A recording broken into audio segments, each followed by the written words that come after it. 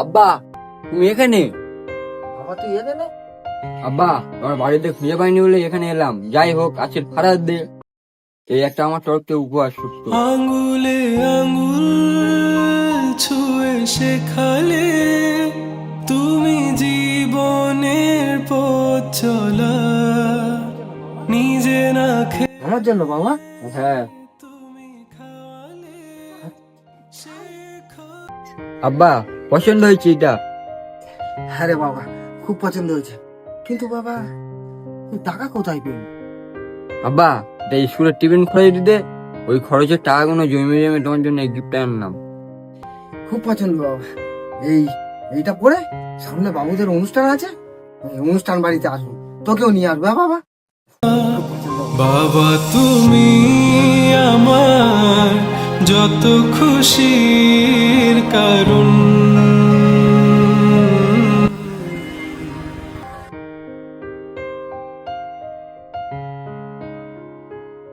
আব্বা সে কি রান্না হয়েছে? ডাল আলু। আর জীবন ডাল আলু আর একটু বিরিয়ানি খাওয়া যায় না, সব সময় ডাল আলু আর দিদি। খাও তোমার ভাত তুমি খাও। নেই তোমার মতো কেউ এতটা আপন। বাবা আমি আসছি, না আমি এখনই আসছি, তুই বাড়িতে আয়, রাত্রেবেলা দেখা হচ্ছে। হ্যাঁ বাবা, আয়। বাবু বলছি কি, বিরিয়ানির চাল আর ওই মশলা টসলা করে কত টাকা পড়বে? বিরিয়ানির চাল ওই আপনার মশলা টসলা মিলিয়ে ওই 300 টাকার মধ্যে হয়ে যাবে। 300 টাকা? দুপা দুপা এগিয়ে তোমার হাত ধরে পথ চলতে শিখেছি, জানি না কতটা বাধা তুমি একা সয়েছো। বলছি বাবু, ওর থেকে কম দামের একটু হবে না? দেখুন একটু যদি কম হয়। দেখুন বাবু, ওর থেকে আর কম দামে কি চাল দেবো বলো তো আপনাকে? ওর থেকে তো আর কম দামে বিরিয়ানি চাল নেই আমার কাছে।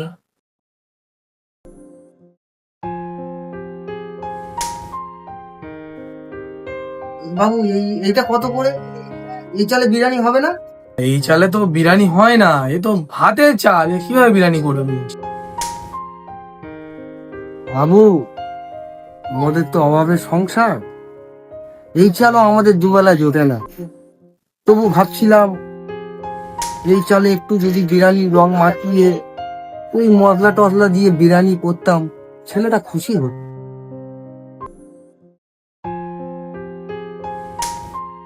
ওই আজকে তোমাদের ওই কি ডে একটা বলে না, ও আজকে ফাদার্স ডে, তাই তো?